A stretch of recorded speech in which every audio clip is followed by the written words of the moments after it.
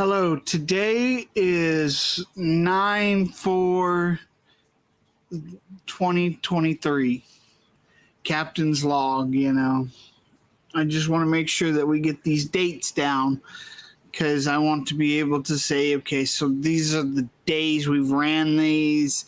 This is the order that they're in, just to make sure that this series can be followed correctly. So today we're going to go over theories and understandings using what we learned last time. I actually have studies in nonverbal human communication. And if you're telling me that an animal is nonverbals are harder to read than a person's, then I think you've got to change the way you think. If you're telling me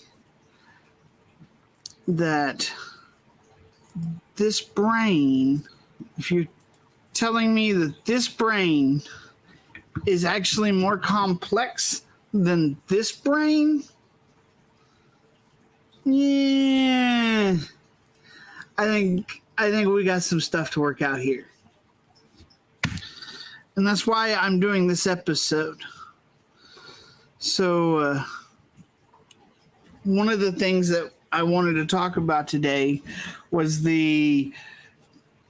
let's try to understand what is happening in the brain of these animals and using nonverbals and stuff. But there are certain things that are actually facts. There are not things that you go out there and is debatable. These are not debatable facts. These are facts. But a lot of the reason why we're still calling some of this theories is because there's no absolutes to these. And then on top of that, there are some questions on where something might be, how it might be. There are other things that we could never know. It's much like the theory of gravity. Yeah, we know gravity exists. We still call it the theory of gravity. There's still questions. And it's okay to have questions. It is not okay to automatically say that this is wrong, what I'm talking about. It's not okay. It's okay to go, okay, so I don't know about that. I would question that for this reason. But it's not okay to go, no, you're just wrong and I know it. Well, if you know it, then I'm going to get you, he goes, let me know. Let me know if you know it. I'll get you the sign. He goes, I'll get you the freaking website for the Nobel Prize Committee. Because if you can prove that neurons work differently than actually what they work like, then you can win a Nobel Prize. That's a Nobel Prize laureate freaking study. That will win you a Nobel Prize to prove that physics and freaking neurons work differently is Nobel Prize worthy. And if you're like, well, I don't need a Nobel Prize, it's worth millions of dollars. If you can't use millions of dollars right now, no, you're full of shit. And I don't really respect you for that bullshit, if that's what you're doing. Questioning's one thing, and just outright saying no, you're just completely wrong and you don't know what you're talking about is a complete different thing. And if you're going, well, if you're so good, then you go get the Nobel Prize. Well, a lot of what I'm going to talk about is not that. It's not upper level. It's not this really super unique way of thinking. It might be a unique way of thinking, but it's not so unique that it's worth a Nobel Prize, not even remotely close to it. It's not even remote. So one of the things is to understand that neurons work really interesting. They have pathways that they expand out into different directions. They use chemical and electrical signals, and there's different kinds that use different kinds of those. But all together, they have to use them or they lose them. That is an actual thing. And when you're thinking about it this way, so all of this, all my fingertips are ways that a neuron might move, might signal another neuron. And it's very interesting. When we talk about this brain, all of our memories and stuff are on the outside. On this side of it is your memories retrieval system. This side is your actual imagination.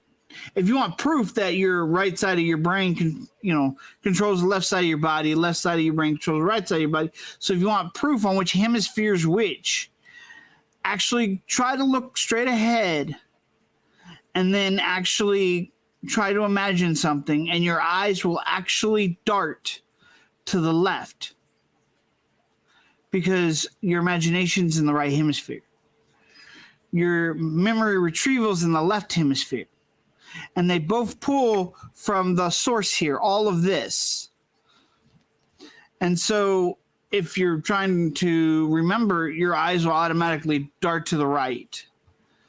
I know it might look weird on screen. I might be saying right when it looks like I'm pointing left, but just understand that right, eyes darting right is memory. Eyes darting left is imagination. Up and down something I can't remember, but that'll show you that there is, and they do pull from the same sources. It's very fascinating. And this is something that we were talking about yesterday. So there's two hemispheres here. This is a theory that I do not know yet. I do not understand yet that these two hemispheres in a bearded dragon brains do mean something. But when you're talking about the brain the size of my nose compared to my brain that's shaped like this, it's actually very interesting to think that, okay, so these neurons can move from different spots and expand outwards. And so there's so many different pathways to take, like an orb almost. Whereas this is not an orb. These pathways here.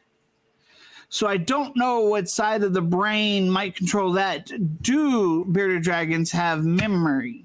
They do have memory. They absolutely do have memory. This whole red spot right here is actually memory. Yeah, the whole red spot right here is a memory. Now that's very cool to me. So they have to pull from that. So neurons have to take a direct pathway most of the time. That's physics. There's a thing called blind sight. And so your chemicals and physical signals have to actually travel. They don't just magically appear. We use our cerebral cortexes in our back of our brain, so the signal from our eyes actually have to travel through our brains all the way back to the cerebral cortexes that we have back there. That is a long journey, and it's a matter of nanoseconds to make. But that signal is actually dropped off in the brain in different spots. And that's not debatable. That's actually proven. Look up blind sight. People that have eyes that work and cerebral cortexes that don't will still empathize. They will still smile when you smile. They will still cry when you cry. They will still actually exhibit physical features because the empathy right here in your brain that's underneath, I was able to pull this off yesterday. So when we look at empathy, we're actually looking at this spot right here on the left side of the right side of your brain. This internal spot right here. And it's literally right around this spot of the brain, internally below this gray matter, that actually holds your modeling. So if you yawn and somebody else yawns, that's what you're doing. You're actually using that part of your brain. That's the part of the brain that we are born with, to empathize. That's why a baby gets excited when you get excited and cries when you cry, because it's empathizing with you, because that part of the brain is not grown. It is made. It is born there. And so when you think about that, so the eyes transfer that. So now we have to go back and look here. And we think about transfer. So you have your actual eyes right here. Your eyes are, the bearded dragon's eyes are right here. And this is your optic nerve. Well, this optic nerve takes in the data, takes in the information. It travels through the thalamus here, the orange. And then it actually goes to this optic tantrum. And this is where it sorts it out and gives that information. That's a long pathway to take. That is actually very long. This right here, so I'm trying to think, because there's so many paths to take here when you're talking about this. So this is a direct pathway, and this pathway has to be taken. The bearded dragon doesn't get to skip. The only time that a brain skips is under LSD or Parkinson's.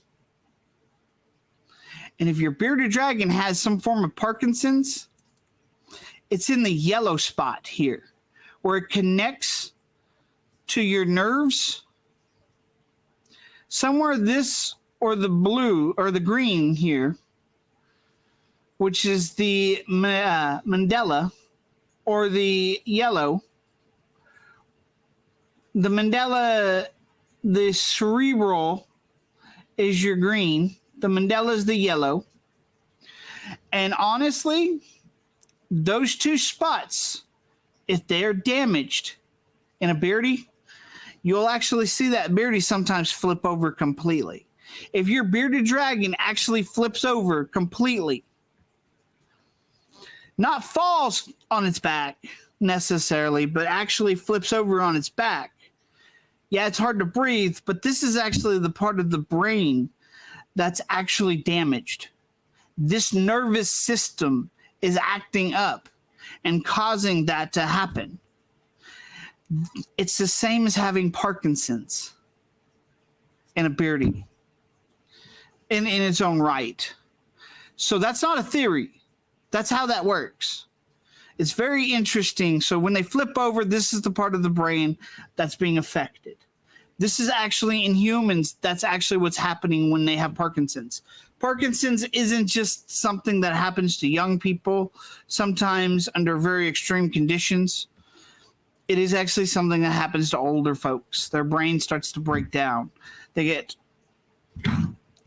the Parkinson's is different than Alzheimer's. Alzheimer's, it's the center of the brain that is damaging, where Parkinson's is your nervous system stuff.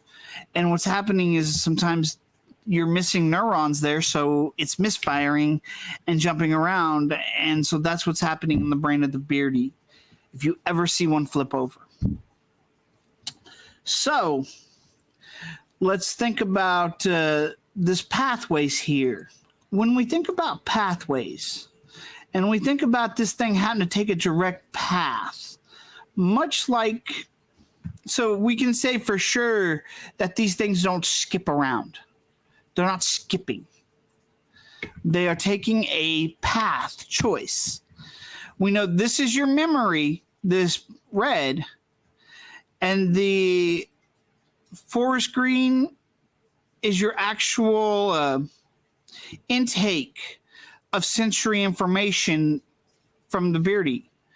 So this actual line out here, this snozzle, that's this weird aqua blue is your oral stalk and lobe. So this right here actually pulls in the information. So bearded dragons, they lick things to take in that information. And this is where that information's going when they lick stuff to take that information. And then that's actually traveling. And it looks like it has to go through the red, but it might actually attach underneath it to the thalamus. I can't be sure. But it looks like right here on the bottom, it looks like it goes through this. Let's see if there's any other. No, it looks like it goes through the red, but it may be underneath the red. We don't really have a really great pictures of that, but it looks like it goes through the thalamus. So this is actually that. I think that's interesting because what that's doing is going through the animal's memory to get to the thalamus. So that oral pathway, that nasal pathway in a beardy, when they take in information, goes through this. And this is really cool because this is the memory. So that's really interesting. And then it has to go through the thalamus, and then it goes through the oral tantrum most likely. So this has to drag information all the way over here. So yeah, we can say pretty for surely that bearded dragons use their eyes more. They take in more information from their eyes. But we also can say from this nervous system right here that goes straight into the optic nerves that they feel. Or that, I apologize, that goes in the optic tantrum. So this is where they're going to have all the touch. So if you rub their bellies, it actually travels, that signal travels to here into this spot. So they know you're touching their belly, which is interesting. People say that they don't feel heat on their bellies or they can't tell.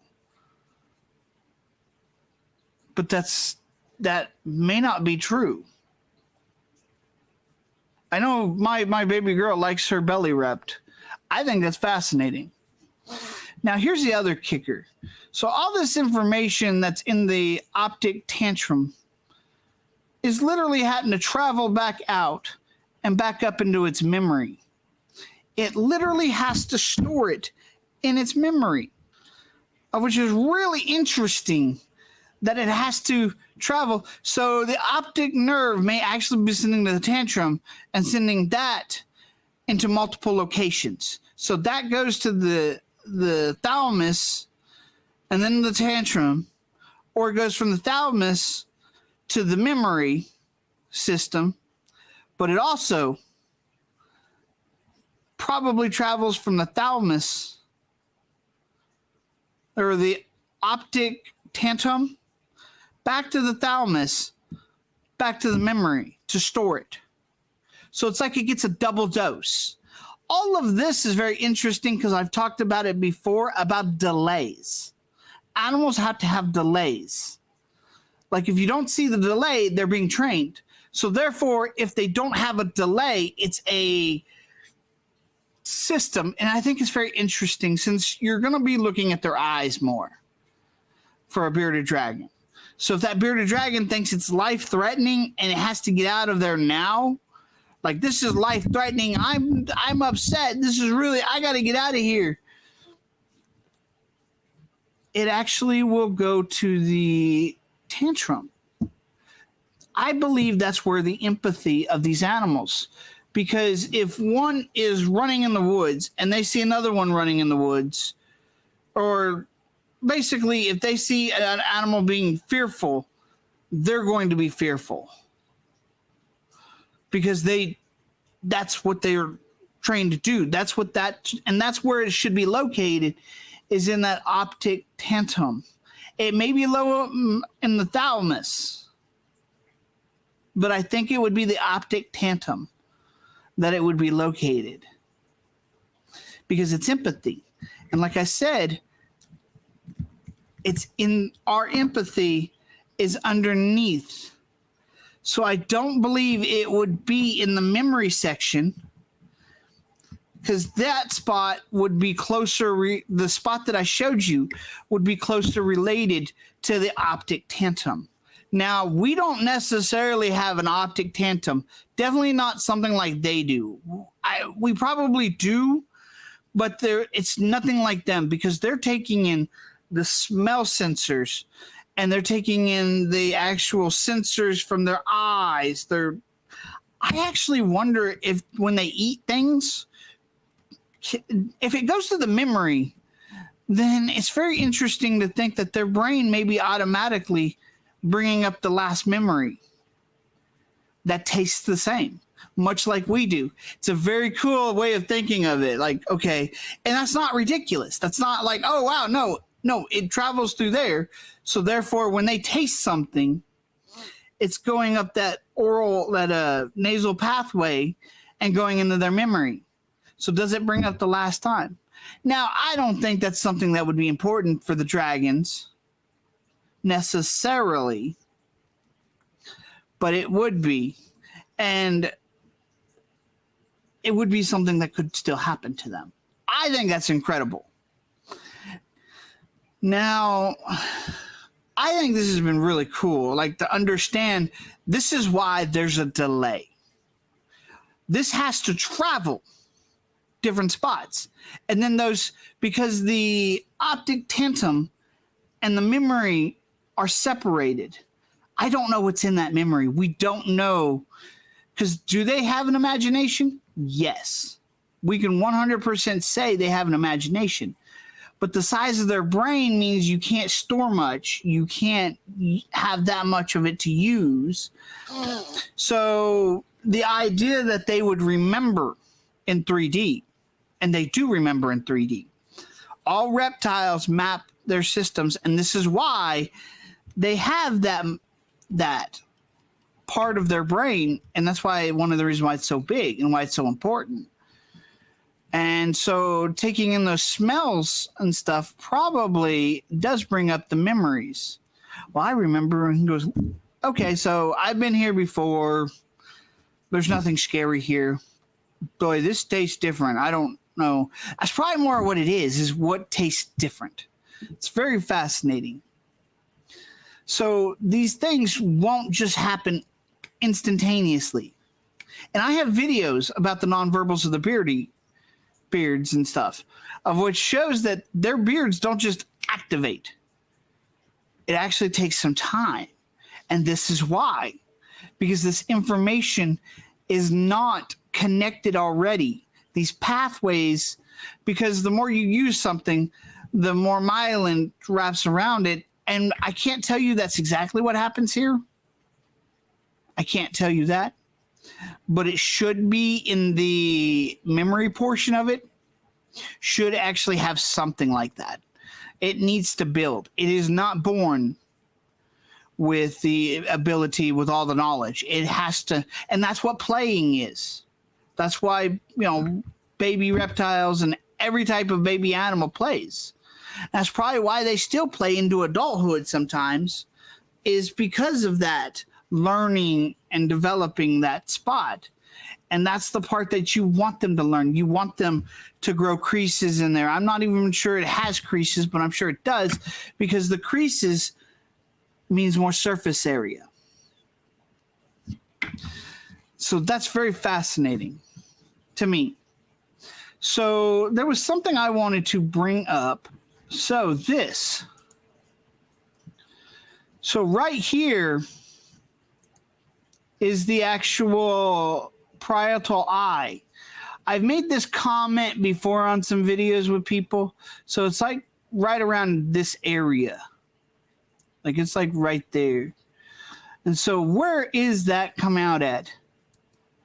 So that comes out over the actual memory part of the brain. which is really cool. So that doesn't, when we look at actual blind sight, like I said, blind sight shows us that it drops information into the brain. But the cerebral, we don't see that without blind sight. And it's not because it doesn't happen.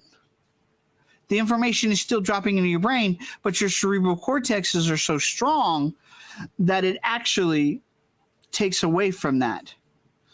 So when we talk about that, so it's like it drops off and it drops there, drops off different spots. So that's what the parietal eye would be doing. It's not, I don't think it's a lens like normal. So it's very interesting. And so it would drop off in the memory. But then on top of that, tantrum, optic tantrum is actually on top here too. So it would have an easier pathway to that tantrum. So the odds that it actually goes to the optic nerve, why? Why would it need to go to the optic nerve? It still might, but there's no real reason to have that pathway when it actually goes into the optic tectum and can get digested.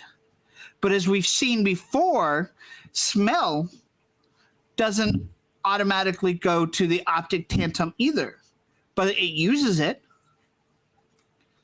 And so it goes through the memory. I think this is incredible. I think this is super interesting. The thing, and that's why, you know, they seem ditzy. Very, I call my boy, because he's pretty. His name is Calm Fancy. He is literally, he responds to fancy. So I call him a himbo because he's kind of, he's not, you know, not necessarily the brightest, but he's so pretty. He's a very good looking boy. So he's kind of himbo. And that makes sense to a lot of us. These things seem very ditzy, but actually it's just that the information travels weird, has longer distances. There's more communication that has to travel back and forth. Does it absolutely, it travels back and forth. There is no debating that it will travel from the optic tectum to the actual memory spot of the brain, because it needs to store that information. But how long does that take? Is it something, the question is not will it, it's does it do it every time? Does it do it, because I've seen where my beardies actually do the same thing we do, where when we walk into another room, they forget what they're doing. That is because what they were doing was not stored in long-term memory. And so therefore, it got released when they got into a new situation because their brains reset to adapt to that new situation. And so here's why that's important here. It shows us that the optic tectum, this is the theories out here from my point of view, is that would, maybe it itself stores a little memory.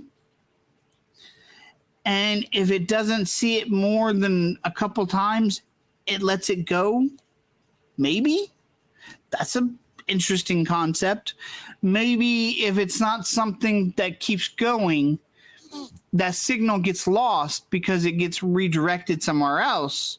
So therefore, it doesn't go back into the memory. But yet, the optic probably still goes in the memory. It's interesting to think how much memory they actually have, which is nowhere near what we have.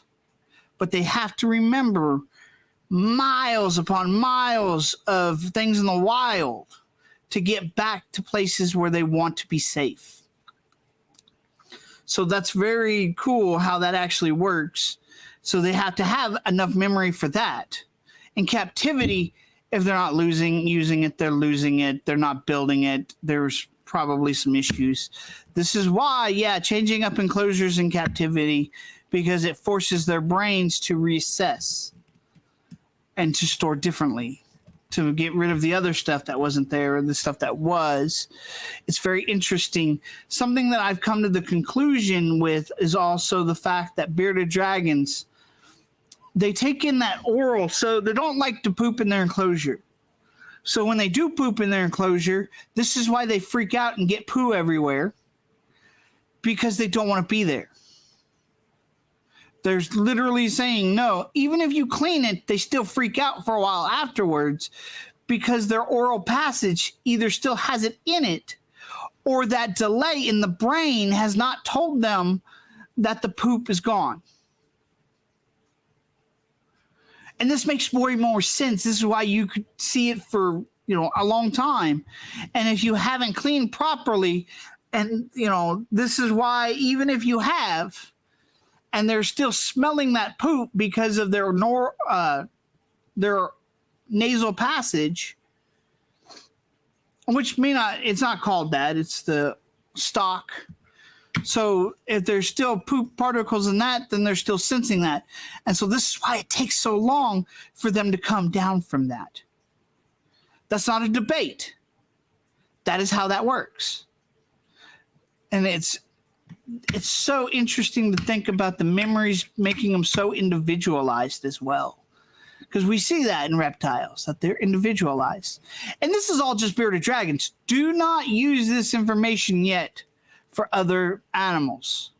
Yet.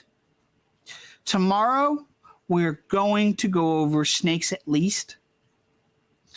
And I'm going to break that down, how the snakes differ, how the different ways their brains would work and transfer information, which is incredibly interesting, that the memory and the optic tectum is not connected, and that their stalk goes through their memory.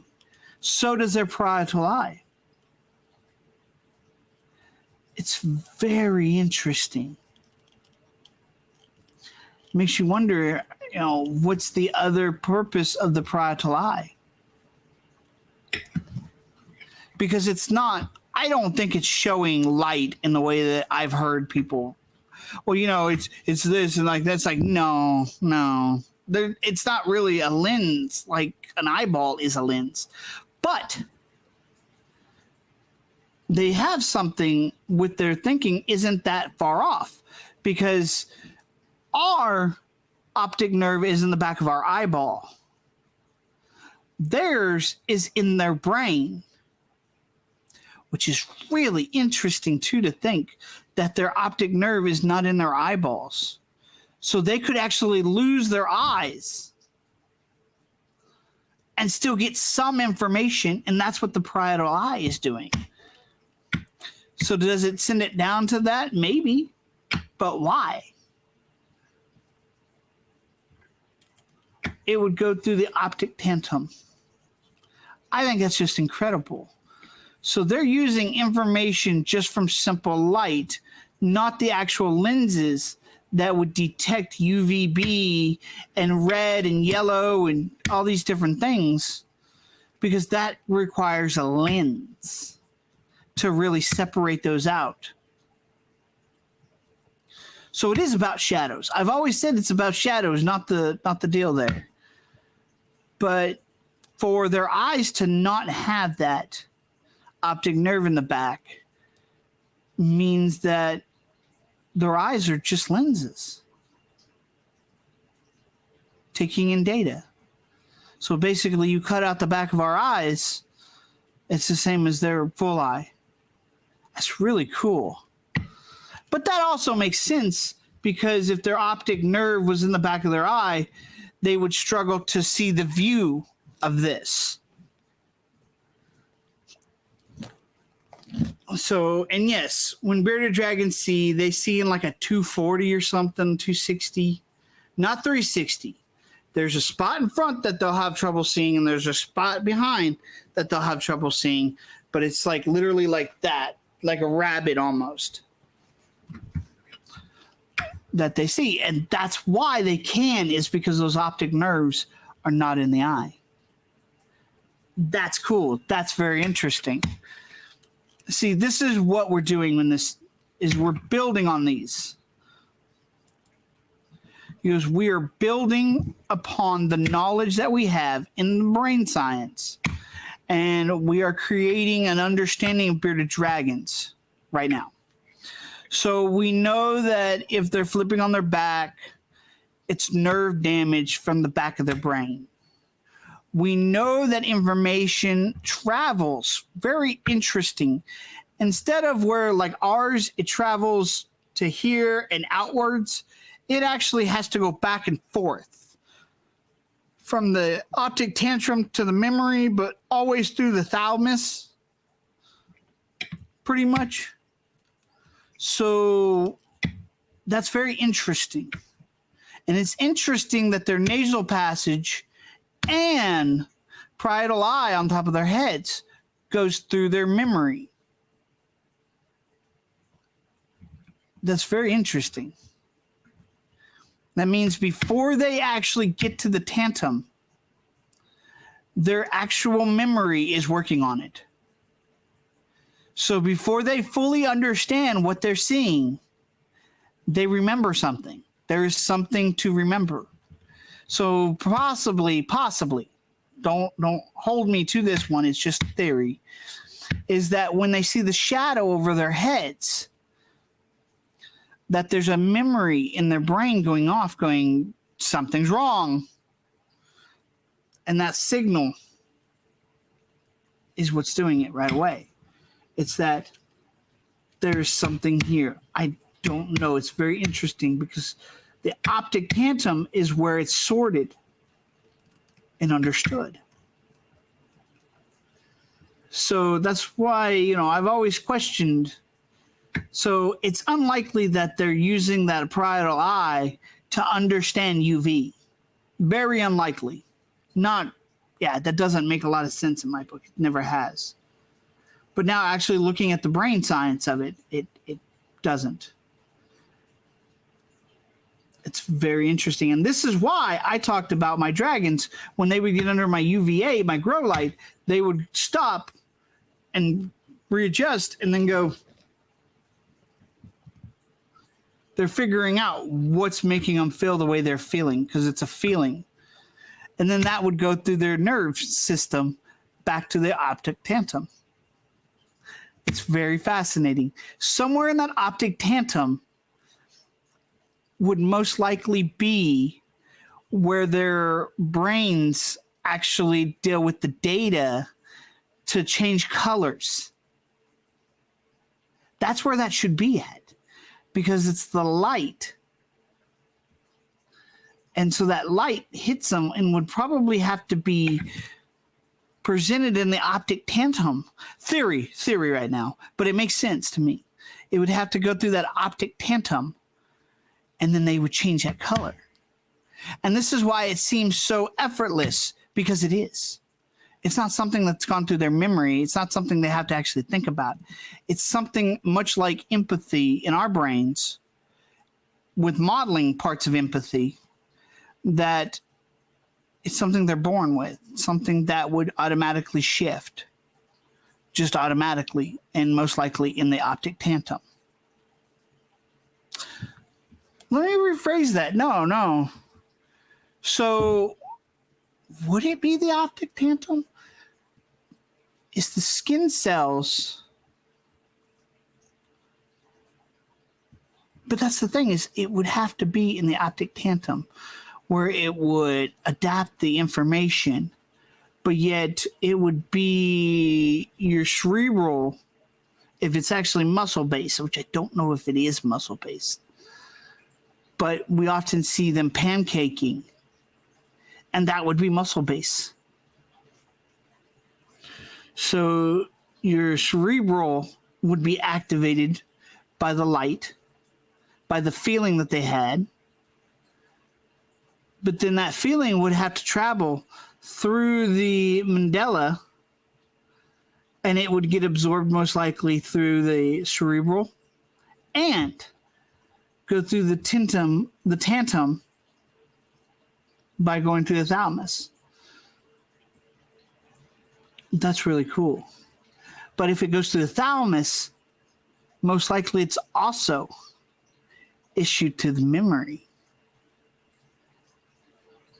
And it's interesting, does everything that goes through the thalamus transfer both?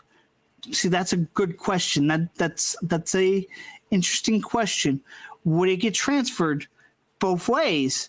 Because it would have to go through the tectum and go back to the memory, because it has to be stored in the memory. It's not a debate. It has to be stored in the memory. So going through that tectum, so that's why your dragons want to get out in the sun. That's why they recognize that, because of a feeling that would go through the mandala to the cerebral and then actually kick over to the tantrum and might actually split off from the tantrum.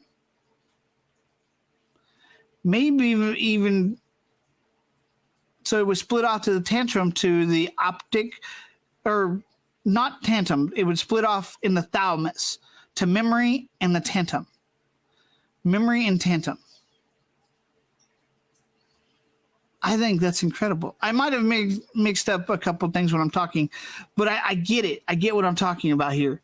This was not meant to be this long. I got into this and I started thinking about stuff even more than I was originally thinking about it. And I love that I was able to come to this conclusion. This is why their brains do not instantaneous. Stop expecting, don't ever expect a bearded to be instantaneous. If they're instantaneous, they've already been thinking about it. If there's no delay, it's either something that's already trained in their memory, or they've actually been thinking about it. They've planned it. And I've seen my reptiles plan things. Where Pitch the other day was out of her enclosure and went over to the front door. Like, I let her free roam. She went over to the front door, she licked it, and she sat there for a very long time. So she knows, she sees every day that I walk out that front door. She has been out that way a couple times. She knows that's where the light is. And so I actually pushed her out of the way, and she froze. After I pushed her out of the way, I opened the door, and I pushed her back, and she immediately went outside, started to head outside. As soon as I pushed her over, that should be the moment where her brain's like, I don't understand what's happening, and it should have a delay, but there wasn't any delay when I pushed her over. It was before when I pushed her over. Now she's in this new spot, and her brain's going, I don't understand what's happening. Like, she just probably forgot. And then when I pushed her back, her brain went outside immediately, because she'd already been planning it. And so then she just immediately went outside. And so I went out and sat on the little patio, and she came out and actually sat right beside me. And it was a cloudy day. So it wasn't because she saw this super UV light outside or something, and she's like, I gotta go outside. No, the door was shut. There's little windows at the top of the door. She remembered all of that. All of that was stored in her memory. And she had planned it. And then she just went out and did it. So she knew what she wanted, did it, and I'm sure. And see, it's things like that that make me think that there is, that when it goes to the thalamus, it doesn't just go in one direction. It goes in two. Now imagine your brain with all its passageways, and you're getting multiple thoughts at the exact same time. One is just this overload of your sensories, and the other one is actually your memories going off at the same time, which happens. But I think we're adapted to it better than they are, because of like I said, our brain's an orb. So the directions it can take and the connections it can make are pretty massive. I often talk about empathy as, okay, so that modeling part, this inner part. So when you need to put yourself in another person's shoes, you use the imagination in the back here, and this part get connected. That's why some people don't have it as strongly, being able to put themselves in other people's shoes, being able to say, okay, so that right there. I have it in spades. And that's probably why I'm able to understand these animals a little bit better than a lot of people. And these are very interesting theories and understandings of how their brains actually work. And I mean, we don't have the scans. It's so difficult to get MRIs and stuff. I'm trying to get a neuroscience guy on who does fast animals movements, MRIs on animals that move fast. I'm trying to get a lady on who does studies on like dinosaur brains and how evolution has changed the brain. And I would like to get her on. I haven't heard back from them, and I don't know if they will or not. But I appreciate you guys staying with me. Think about what I've said. What are your thoughts? What are something I might have missed? Do you think I'm wrong? And yes, most of this is theory. We could call theory because there's no way to absolutely prove it. What if they have brain damage? What if they're missing eyes? What if they're missing their cortex? What if they have Parkinson's, basically? What if they have a muscle problem? How does that affect their brains? And it does. It's very interesting. And since they have less of it, anything that might affect it creates a bigger deal. And it's very fascinating. And in captivity, we need to remember this, that there will be losses in their brains. We need to keep their stimuli. So, but you also want to keep things just, if you do keep them stationary, then they'll lose brain cells and it'll go. It's just interesting. We'll get into more of that. I've asked Liam to come on. I don't know when he'll come on or not and talk about this. But no, everything I said made sense. There's questions, there's answers, everything in this episode. And I still would love to hear what your guys' thoughts are. Understand that I do study neuroscience on my own. I am not an expert, but yet I do have degrees in science, and I have studies in nonverbal human communication, and I do have actual science degrees in physics and medical tech. I have studied batteries and electricity. I do get how chemicals and stuff bond. So if a biologist is like, yeah, no, you come to me to understand how it works. You go to them to name it. So we can see the electrons moving. It's very fascinating. And I want to thank everybody for staying this long if you have. I love you guys. Stay tuned. I'm going to keep this up because I'm actually enjoying this. This is actually fun. And I'm going stir crazy with the recovery of the broken arm. I think I've only been out for 5 days, and I have literally gone nuts. I think it feels like 3 weeks. So I really would appreciate a comment on, this is insane. You're insane. I think you're nuts. You don't make any sense. I'm okay with that because I think I could do better. And I think in time we'll go back over this with more vigor, with people that are actually more vocally friendly, because I'm just a hillbilly scientist. My story seldom told. I love you guys. Thank you for staying.